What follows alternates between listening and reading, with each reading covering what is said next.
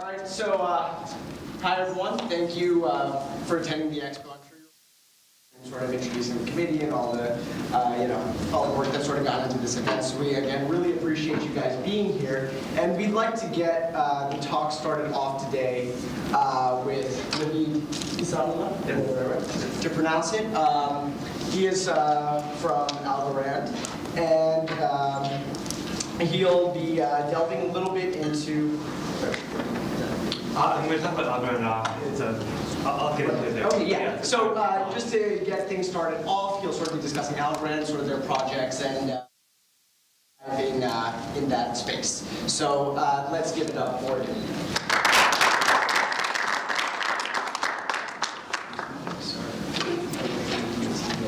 All right, well, if I get started without a mic, can you guys hear me okay back in here? No, it's good. We'll try without the mic. I need one. Maybe someone's going to go along the way. Yes, absolutely. Okay, so good morning, everyone. Thank you for making it out here. Algorand is a foundational blockchain designed to power the borderless economy of our future. So I don't have a lot of time. I'm going to jump in just to core technology, and there's a lot of things about Algorand I will not be talking about. So if you find me later, we can go into those details. Blockchain has a lot of promises. Blockchain is tamper-proof, securing our data and our wealth. Transparent, so we can validate what we see. There's no fake news in the blockchain. And blockchain even enables trust between people who have never met. So there's many applications of blockchain, unlimited use cases. I think people in this room probably have thought of some. But all these together can, is this coming in okay? All these together can unlock our physical and digital lives so they can intermingle, and we can conduct business and play on the blockchain safely and rapidly without concern for borders in this new economy. Unfortunately, blockchains have an open secret. They, as I just defined, that definition of a blockchain doesn't really exist. There are many claims of different projects being decentral. I'm decentral over here, they're decentral over there. But the reality is that decentralization is aspirational only. The technology doesn't currently exist to be truly decentral. The Ethereum founder famously stated, after looking around at all the blockchains at that time, apparently blockchains can contain at most two of security, decentralization, and scalability. So if you think about that, what does that mean? Well, which one of these do we want to give up on? Security? Doesn't really make sense to lose security if I want to secure my money. If you can take my money from me, it's probably not a place I'm going to play. Decentralization? Well, if you don't need decentralization, why even consider a blockchain? We've had databases for decades. And finally, scalability. And this is the one that I think the existing projects mostly have punted on. But without scalability, there's billions of people in the world that want to interact and transact. Without being able to meet their needs, we don't really have something that can support that borderless economy vision of ours. So I think that if you can't support all three of these, that is an unacceptable situation. Luckily for us, that's not true. It is actually possible to meet all that, and I'll get into that in a second. And blockchains are a technical construct, so if the technology that we have today is not working for us, we just need better technology.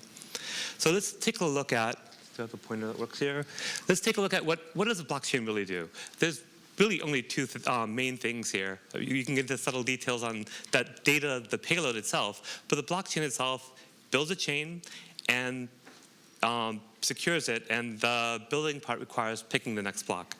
Securing the chain is actually pretty easy. You can use hashing technology that's probably 50 years old, hash the prior block in the next block, and you have the secure chain. The real problem is, how do you select that next block? So we look at some of the existing popular approaches. Proof of work, we owe Bitcoin a lot. They came up with a lot of interesting concepts that kicked off this entire space. And with proof of work, you have a computational competition where we race to solve some crypto riddle, and whoever wins gets to append that block. It sounds really good because we have a block now. Unfortunately, with any winner-takes-all competition, you have a lot of losers, and all that work that they did is effectively dissipated as heat. Additionally, the proof of work system has to be intentionally slow. The crypto puzzle has to be hard enough that we don't end up with many simultaneous solutions, or we'll end up with a lot of soft forks that we have to resolve. And finally, proof of work is computational and electrically expensive, and those costs aren't easy to bear by everyone. So the people who are willing and have the ability to pay for those de facto centralize proof of work systems. So then we have this other system called delegated proof of stake. It's a really easy system conceptually. We pick 21 people, and they decide what that next block will be for us. It's fast and easy, but it's completely centralized. And finally, even if they happen to be 20 really honest people, we know after some period of time who they are, and we can corrupt them, we can DOS them, we can find some way to exploit them. So there's another system that we see around called bonded proof of stake. You take your money, you stick it in the middle of the table, and you can't touch that amount of money. Anyone who does this will now have a voice in the system and can help decide what that next block is. If you make a mistake, if you are malicious, if you do something wrong, they will take your bond away from you, a punishment. And so that should make everyone honest. Unfortunately, all that really does is it makes sure that you do a little bit of math to ensure you generate more from your exploit or your bad behavior than the bond that you will then forfeit. So what we have is technology holding us back. So we need that better technology. And with Algorand, we have pure proof of stake, our own brand of proof of stake. What does that mean? Well, pure proof of stake to us means it's secure by default. There will always be thieves. There will always be malicious users. What you need to do is not deal with them after the fact, follow them to the Bahamas once they have taken your money.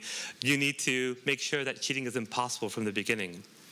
Additionally, pure proof of stake means that all the tokens everywhere have the same voice. There are no classes of users. There's no minors or delegates that decide for you. Everyone has the same voting rights.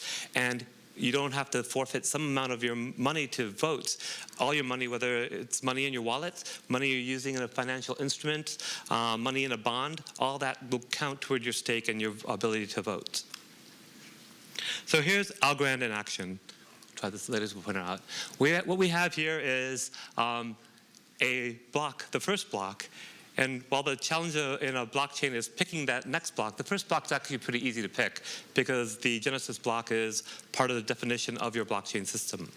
And what we have next to it is, I borrowed some of these slides from my founder, Silvio, and he is fond of the feather being a metaphor, I guess, for ease and lightness. So let's follow that feather as it works its way down and see how hard it is to build a Algorand blockchain. The blocks follow one after another as the chain unfolds. And there are no forks, no proof of work. The Algorand blockchain does not use any of these concepts. And so all the transactions are final as soon as they occur. That means if you buy something and that transaction makes it into the blockchain, it cannot be removed ever. You can take possession of your car, you can move into your house. There won't be some longest chain later on that will come around and invalidate that. How do we achieve this? Well, we achieve this by using a protocol called the Byzantine Agreement. It's a communication protocol that came about by Pease, Shostak, and Lamport back in 1980. And it ensures two properties if a majority of the players are honest. Those two properties are, the first is agreement. If you have a value in your head, at the end of a conversation, we will all agree on the same value. And the second property is if we start off with a particular value, all of us, in our heads, at the end of the conversation, we will commit to that value. So agreement without consistency isn't that useful because we could always agree to resolve on the same value, on the number 0, regardless of what values we start with. And the way this maps to a blockchain is if you think of these values as the potential blocks that are being proposed. So Byzantine agreement definitely works. There's a lot of proofs of how it works. Unfortunately, it has some challenges as well. It's incredibly slow.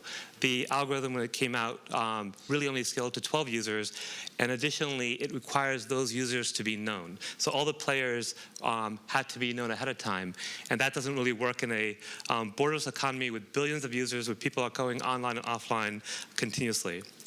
However, we have solved these problems with a version of Byzantine agreement that follows all the models but is able to scale to the world's population. I can't go into the details of that, but we will probably release that paper in more detail shortly. So in summary, what do we have from the Algorand Byzantine Consensus Protocol? We have trivial computation. It takes a couple of bits of arithmetic, a signature, and some verification. And that computation is so simple that it's possible to do it on a Raspberry Pi. It's completely decentralized because there's only one user class. I have my timer here is flashing at me, so I'm going to speed up a little bit and probably skip some things. And no forks are possible, or rather, mathematically effectively impossible. It would basically take the age of the universe for another fork to occur. The scalability is impressive, and it's secure against a very bad adversary, an adversary that's that bad. An adversary capable of instantly corrupting anyone up to a third of the population. An adversary, once it corrupts someone, owns them completely and can force them to generate any kind of messages that they would want. And it is able to not just manipulate the protocol, but also attack the very communication network itself. But despite all this, it's unable to impact the digital signatures, and because of that, Algorand remains secure.